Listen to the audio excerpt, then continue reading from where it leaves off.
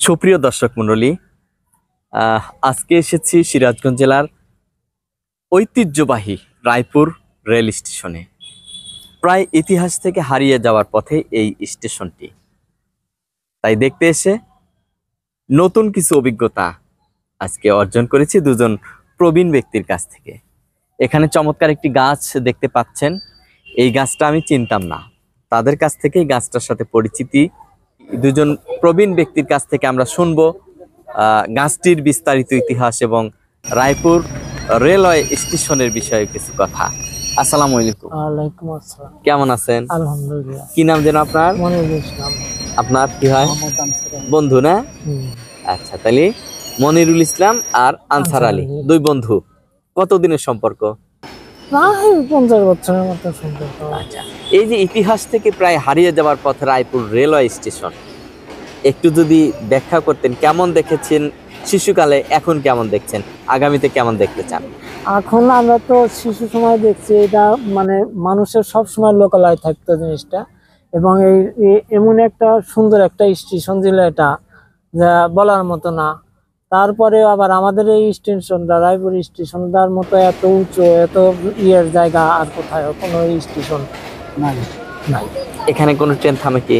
এখানে আপাতত গাড়ি আসে না, কয়েকটা মাল গাড়ি আসে, আর সিরাজনগরের একটা গাড়ি আছে ঘুরে চলে যায় আর কি। থামে এখানে? হ্যাঁ, এখানে থামে। আর এই যে একটা গাছে চমৎকার একটা গাছ দেখতে পাচ্ছি, আমি চিনি না। এখানে না, অবশ্য এটা এই গাছটাই ছিল না, এর চাইতে বড় বড় গাছ এখানে ছিল, বুঝলেন। তবু সেগুলো সব হারায় গেছে, বিলীন হয়ে গেছে। এই গাছটা আমি চিনতেছি না।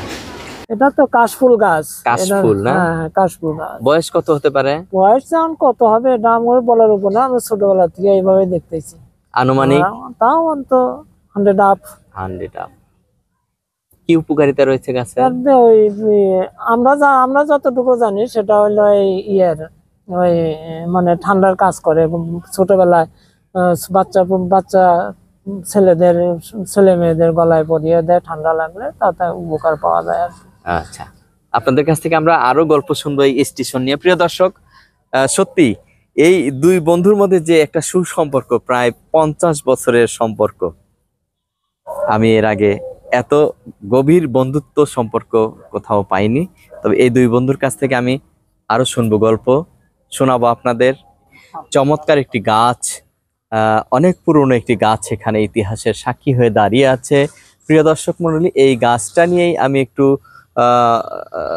বিস্তারিত জানবো। এখানে দুজন প্রবীণ ব্যক্তি বসে আছে, তাদের সাথে একটু কথা বলে। বাবাজি কেমন আছেন? আলহামদুলিল্লাহ। কি নাম যেন আপনার? মোহাম্মদ আনসার আলী। আচ্ছা, ঠিকানা? রায়পুর। আচ্ছা, এই যে যেখানে বসে আপনারা গল্প করছেন দুজন বন্ধু, পাশে একটি পুরনো গাছ আমরা দেখতে পাচ্ছি। আমি হয়তো গাছটা ওইভাবে চিনতে পারতেছি না, তো আপনি যদি গাছটা নিয়ে একটু বিস্তারিত জানাতেন আমাকে। এই গাছটার নাম হলো কাশফল। আচ্ছা, তো এই গাছটা কারা কবে কিভাবে রোপণ করেছিল, বয়স কত হতে পারে জানা আছে কি? এই গাছটার আনুমানিক, আমাদের বয়স তো কম হলো না, আমার বয়স তো 70 পার হয়ে গেছে, কিন্তু আমরা দেখতেছি গাছটার বয়স 100-র উপরে যাবে, মানে তো 100 বছর 100 বছর বয়স হবে। ফল কাশফল, ফলটা কেমন দেখতে? ফলটা চ্যাপটা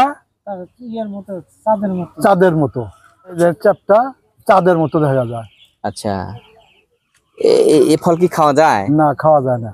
আচ্ছা, তো এই কাশফল গাছের কি কি উপকারিতা রয়েছে আপনার জানা আছে? কাশফল গাছের আমরা দেখছি ছোটবেলায় কোন ছোট শিশু বাচ্চা যদি ঠান্ডা লাগতো, এটা ফুটা করে গলার সাথে লাগায় দিত। আচ্ছা, তাতে কি উপকার পাওয়া যেত? উপকার অবশ্যই যে। আর এরকম গাছ আমাদের এই সিরাজগঞ্জে আর কোথাও কি আছে? সিরাজগঞ্জে নাই। তো এই গাছটা আসলে সংরক্ষণের বিষয়ে কি করা উচিত বলে আপনি মনে করেন? গাছটা দেখেন শিকড় বাড়া গেছে, মাটি নাই, শিকড়ে অন্তত মাটি দেওয়া দরকার। এই জায়গাটার নাম কি বলে? Raipur station. Raipur rail station. Sirajganj Raipur rail station. এটা তো একসময় নাম করা একটা স্টেশন ছিল। ছোটকালে কেমন দেখেছেন রায়পুর স্টেশনটা? গড়গড়া এই জায়গায় ওই যে আউট সিঙ্গেল ছিল, ওই বিশাল উঁচা, ওই গড়টা ভেঙে ফেলাইছে। আচ্ছা আচ্ছা, ওই যে আউট সিঙ্গেল ছিল, বেড়া ছিল। এই এলাকার মানুষ হিসেবে কি চাওয়া পাওয়া রয়েছে? এখানে এলাকার বাসিন্দা বলছে যে ধ্বংসঙ্গ লিবারে রেল ধ্বংসঙ্গ লিবারে এলাকার লোকের জন্য খুব একটা সুবিধা হতো, সিরাজগঞ্জের লোকের জন্য সুবিধা হতো। এলাকার উন্নয়নে আর কি করা দরকার বলে আপনি মনে করেন? এলাকার উন্নয়ন, মিল পাশে মিল ছিল, কমি ঝুট মিল ছিল, সেটা বন্ধ হয়ে গেছে। সেটাও শ্রমিকরা চাইতেছে মিলটা চালু হোক, আমরাও চাই সেটা চালু করুক।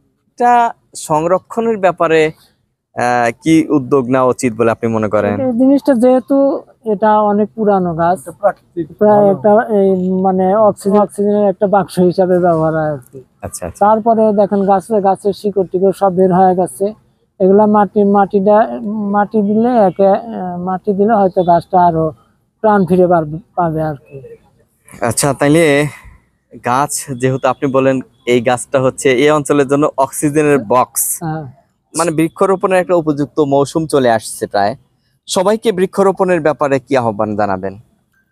আমরা বলবো যে যেহেতু আমাদের দেশে মানে অক্সিজেনের মোটামুটি অভাবই, তো আমাদের দেশে বিপুল পরিমাণ গাছ সংরক্ষণের প্রয়োজন রয়েছে। এই জন্য এই বলি আর কি। আর এই যে প্রায় হারিয়ে যাওয়া রায়পুর রেল স্টেশনটাকে কেমন দেখতে চান? আমরা তো এটাকে অনেক আগের থেকে আন্দোলন করে আসছি একে জংশন বানার জন্য, এবং আমাদের এই রাস্তাটা সিরাজগঞ্জ বাজার পর্যন্ত রেল রেল রেল যোগাযোগটা থাক, এটা আমরা সব সময় চাই। এবং আমরা এটা আমাদের প্রাণের দাবি ছিল। এখন কি হবে আল্লাহ জানে। সবশেষে আপনাদের দীর্ঘ 50 বছরের বন্ধুত্ব জীবনের কিছু স্মৃতিচারণমূলক গল্প শুনতে চাই।